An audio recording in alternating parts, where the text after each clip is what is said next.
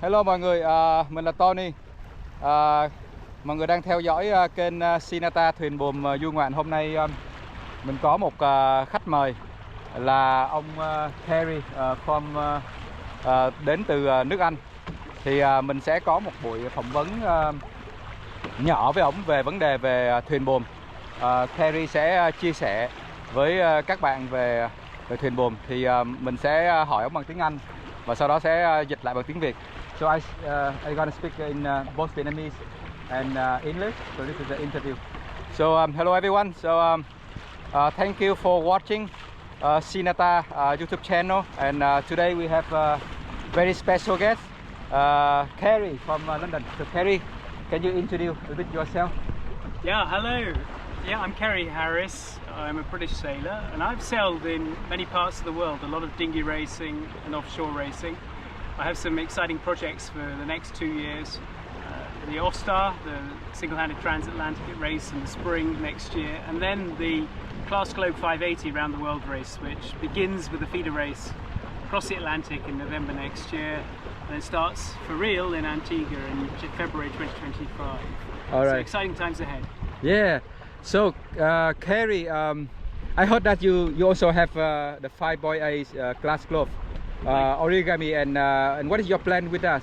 So I wanted to sail the transatlantic race next autumn in November. Cool. So It's a big plan. starts around November and gets me into Antigua. Yeah. For Christmas, and then we have about a 2-month pause, and the round the world race starts from Antigua in February 2025. So that's my plan to do that, and it'll take about a year. It's a solo around the world race. It has some great stopovers in some exciting places. That's really big plan. I think a lot of Vietnamese sailor people, they dream about it, and but I think they still don't know how to start. But 5.8, I think is a good entry boat for them to start, isn't it?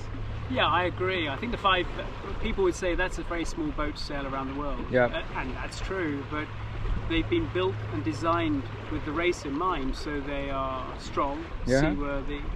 They actually have a lot of room. I mean, I've seen Bella, your boat is very comfortable down below. Yeah. Nicely set out. Yeah. So it's a great boat for coastal waters, but also for sailing across oceans. Yeah. So what more could you ask for? And the idea behind the boat is to keep the costs of racing lower as well. Yeah. I think Don McIntyre's done a great job with that McIntyre. Yeah, he did. Yeah. So any boat that reduces the escalating costs of yacht racing, I think, is an exciting project. Yeah. I knew that you've been to Vietnam many times, and I guess this is the first time you do sailing in Vietnam? Do you know, it is? And it was thanks to Facebook, like everything associated with Vietnam, I guess, these days. And I saw Tony, I saw your post with Sinata, and I thought, what an exciting project. I reached out to you, and here we are now, sailing in the Far East 19R, one of your boats, and what a great place to sail. Yeah, so do you have any outlook potential for Vietnam to develop sailing? Do you know, I went to Nha Trang and I went to the yacht club there, Anna Marina Yacht Club, and it looked to me, the bay, the beach area, the perfect venue, for a ILCA World Championship or one of World Sailing's big events. And I think Vietnam has so much to offer the international sailing community. And you know, some sort of collaboration with Vietnam Airlines and shipping companies to bring in foreign competitors to top events. It's brilliant. And the benefit of something like the ILCA class is it also enables charter boats to be distributed in the host country afterwards. So there's an opportunity for the host nation to then build its indigenous fleets as well. A great opportunity for Vietnam sailing. Yeah. So you might know that for sailing, you know, in Vietnam is quite new sport, and people don't get used to water sport. So what is your advice for the young people who want to pick up sailing? So what is your advice for them? I think you touched on a good point. I mean, safety at sea is important, and the ability to swim. It won't stop you sailing, because we can wear life jackets and buoyancy. But feeling comfortable on the water is the first starting point, and being able to swim and be at ease, because then you can enjoy the ocean and the environment. You know, I come from a country where the water's cold.